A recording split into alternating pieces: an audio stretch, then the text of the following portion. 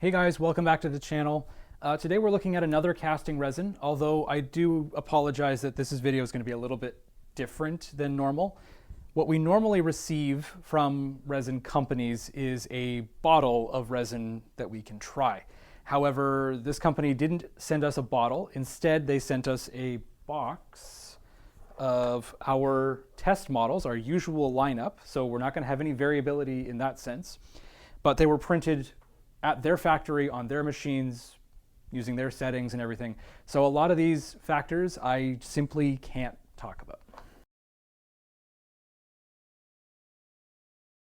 So B9 Emerald resin is, as far as I can tell, a fairly old resin. I'm finding articles dating back to like 2018, but I'm pretty sure it even predates that by a little bit. And I'm pretty sure this is actually B9 Emerald version 3. So they've actually done a few reformulations throughout the years. I think one of the biggest reasons why B9 chose to send us a box of pre-printed parts rather than a bottle of resin is because they also create a high-end DLP 3D printer lineup called the B9 Core series. And unfortunately, I haven't been able to convince them to send me one of those machines quite yet, but believe me, it is definitely one of my year-end goals to get one to show you guys on the channel. Anyway, until we actually get that far, let's take a look at what they sent us. So obviously I did the artwork because it's amazing. These were all individually bagged when they were arrived. However, we took them out and inspected them beforehand, and everything looks really, really nice. I appreciate that they left these supports on because it'll give us a chance to, of course, take them off. Let's do that right now. And we'll see how this feels. It actually, that's tough stuff. There we go. So it is a fairly tough resin. It's not going to, crack incredibly easily. If you were to ship some of these models, to a client to be cast, I predict you'd have pretty good results. They wouldn't be broken when they arrived. This particular model is a little bit under-supported, but I frankly can't remember if I supported this one or if they did. I have a feeling I did because they would have probably done a much better job. But either way, that's good. Good to know that this resin prints well, but it definitely needs to be supported properly. Let me just get this support off and we can show you that exact what I mean. Right there. I should have put a couple more so that it didn't droop as much. But aside from that, everything else up on the top looks absolutely wonderful. I don't mind the color of this resin. It definitely shows off the details pretty well. It's not translucent, which tends to be one of the things I like the least in a resin that I'm looking to have good detail on. Speaking of details, this is probably the most detailed model that we have ever used as a test model. Each one of these little petal mesh things are about 0.2 millimeters in thickness, and it seems to have handled that printing incredibly well. I can't take the supports off of this one because they're incredibly delicate. I need to use snips to take them off.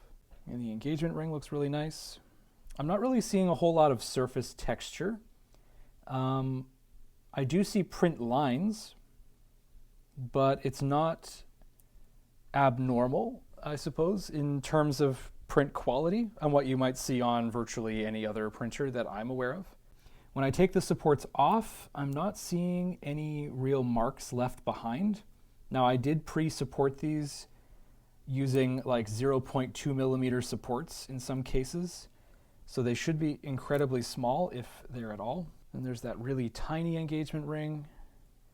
This one's only got, I think, 1, 2, 5 total supports. And it looks like it actually broke, but it broke in a very unusual way. I'm going to be able to fix that with wax, I think. And the saddle ring, it looks really nice. All the stone settings are there. I am seeing quite a few print lines on the outside of the band, but once again, I don't think they're any worse than any normal 3D printer. I'm not sure what layer height these were printed at, so I can only assume maybe 0.05 mil, maybe like 50 micron. So looking at the print quality, they look really, really nice. Everything else that I'm going to tell you now is just based off of their literature and unfortunately is kind of hard to verify. But B9 is actually one of the most versatile resins that I've ever seen on paper. They claim that it's a castable resin, but you can also take RTV molds from it, which would be a big first for me. I don't think I've ever seen another casting resin claim that. B9 also says that emerald is good for casting virtually any metal that you could ever want, be it bronze, brass, silver, gold, or platinum. Not all casting resins are rated for casting with platinum. They just don't have as clean a burnout as you might require. Emerald is also compatible with 385 or 405 nanometer wavelength 3D printers. Good to know. Not really a huge issue these days because they tend to almost all be 405 nanometer, but good to know that it works across the spectrum. And the last thing that I can safely say by comparison is that this is a very well-priced resin. It comes in at $194.67, which is very specific, for a casting resin that is also RTV compatible. So like this is multi-use, and it definitely comes low-mid in terms of the price when it comes to a casting resin. I believe our most expensive that we've ever tried was $375 a liter. At $194 a liter, this is a pretty good bargain. Unfortunately though, because we haven't had the liquid resin, we can't necessarily verify a whole lot of these claims. So I guess without further ado, because I don't have a whole lot else to say, let's go and sprue these models up, and we'll do the burnout overnight. We'll cast them in the morning, and we'll show you guys those results. And we're back with the casting results for B9 Emerald, and the results are actually incredibly good. I have them right here. But I just want to mention first that we used our standard burnout cycle using R&R Plasticast, same ramps, same up, all that stuff. If you want to learn more about our burnout cycle, check out the video at the link below, because we have a full video dedicated to that. We're not going to insert too much information into these videos right now. So let's take a look at these casting results. As per usual, we cast them in silicon bronze, which is very normal for our process. We like to do that across all of the different resins. Let's take a look at these two, because these two are exceptionally good. We'll of course take a look at the others. First, we'll look at the micro pave set, and this one turned out really, really nice. There's a little bubble there, but that happens with any casting, wax or not. I see the tiniest little bit of surface texture there, but I wouldn't even really consider that surface texture. It will buff off instantly. And aside from that, everything is exactly where I want it. This is a very, very good casting. All of the holes, every single seat is nice and defined. Nothing collapsed. All the prongs are there. It's absolutely beautiful. You can see some of the print lines on the side, but I mean, that's what we put in, so that's what we got back, and that's a really good thing to see. Next, we'll look at the saddle, and this one, again, just like the micro pave one, turned out really, really nice. I gave it a little bit of a buff. There's some stuff caught in there, but it did turn out great. All the prongs, all the seats, no surface texture on the inside, where I sometimes see it right in the middle, and no surface on here, where I do also sometimes see it on other casting, other types of resin. Again, tiniest smidge, but nothing worth noting. Incredibly nice casting. This resin is very impressive. I really wish they had sent us more prints, because then I could have taken an RTV mold of this and we could have verified, but I've only got one set and it's for casting, so it is what it is. Take a look at the skull real quick. All the details on the skull are there. Very, very nice. A couple of support marks, but hey, you know, very smooth, nothing to report. Excellent. And we'll look at the multi-stone set and great engagement ring. Again, a little bubble down there, nothing too crazy. A little bit of surface texture, but once again, wouldn't even consider that an issue. Same on the other side, beautiful.